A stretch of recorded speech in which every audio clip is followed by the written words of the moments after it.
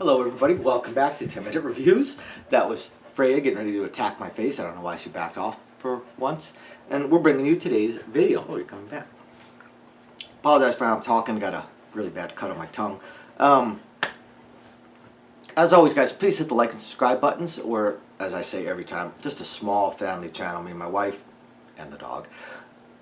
We'd love to talk about books. We're going to keep doing this no matter what, but all the support, any support you guys want to give us would mean a lot to us. Really, really would. So today I want to talk about book 2 in a series that I've talked about in the past, and an author I've actually found myself talking about a couple times recently as I've discovered their books. I want to talk about Monster Girl in 2 by Misty Vixen. Now, as always, for a sequel, I'm going to skip the 4 categories that I usually talk about. I'm just going to talk about the book as a whole. And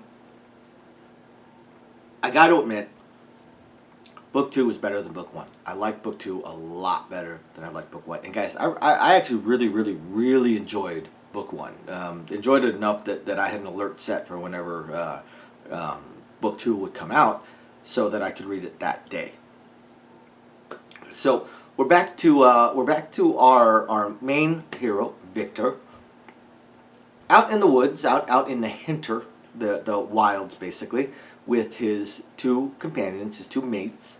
One is a viper girl, and the other a demon succubus that has been exiled basically to Earth because she's actually not even evil. And the viper of course is the one that wants to start this in, although the other 2 are helping, and we pretty much take off right from book 1. Now, Victor is obviously still interested in trying to bang as many monster girls as possible, and his 2 companions and mates are more than willing to facilitate the deal. Help him close the deal sometimes. So, we get introduced to a dragon, and said dragon is obviously a powerhouse, kind of becomes the powerhouse of the group, which is kind of what we need. Succubus pretty strong.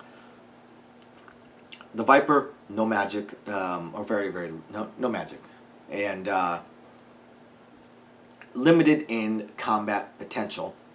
And then of course Victor, who's just a normal human but an adventurer, so an excellent swordsman with a blessed sword, so he can fight undead.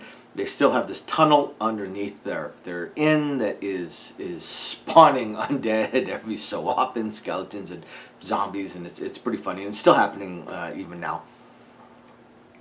So they go looking for the dragon to help them clear out the this particular issue. So they find the dragon. Of course, things happen. Brown chicken, brown cow kind of things happen, which is sort of the kind of the thrust of Victor's motivations. And then Dragoness agrees to help them because she is friends with the other 2. And they go finally attempt to clear out this tunnel. And what they discover is there's clearly a necromancer involved. So now they have another issue. Now they need someone that can purify. So they need a paladin. Now, they need a paladin, and yet they have monsters. They have a dragon girl, a viper girl, a succubus, a freaking demon.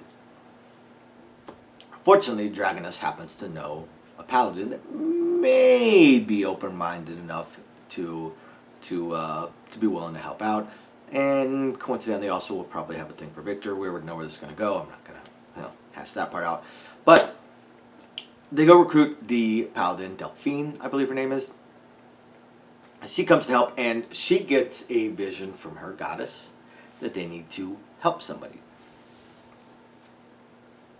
This leads into kind of the main sort of plot of the book, where they need to find a magical artifact that can heal to help a dark elf that has been cursed, has been both cursed and sickened. The curse has actually kept her alive. Of course it's a her. Kept her alive while the illness almost killed her. So before they can get rid of the curse, they need to get this magical artifact that can heal them. Now, unfortunately, the only way to do that, they have likely areas where this artifact may be, and they go out and start looking for it. Of course, the most dangerous area is where they end up having to go naturally, which is pretty interesting because even with a group and a party as strong as this one, again, this is almost like your old gaming group. This is like your old gaming night. You've got the Viper, a Viper girl that's, of course, strong and such, but not a main line combatant. You've got your Succubus that is a medium line combatant. She's got magic, so she can help with basic magical stuff. Plus, she's strong, she's fast, she heals. Got a few other abilities. You've got your swordsman. You got your basically your warrior with his blessed sword and a few other small abilities. Then you got this dragoness that is just a tank, just an absolute tank. And you've got a paladin. So you're kind of building up this party, and yet this particular dungeon almost, it's almost what it is. It's not a dungeon, by the way. I'm not really revealing a plot spoiler here, but it's almost like a dungeon, is beyond them. It's beyond them. And they realize that very, very quickly, which is, I think, going to lead into book 3 that I'm actually looking forward to. Because again, book 2 got better than book 1. I really, really enjoyed it. The plot just seemed to flesh out and expand more. So book 1 was kind of more of an introductory to the first few main characters. And book 2 is kind of taking the plot and sort of running with it. And I really like it. I really, really enjoy it.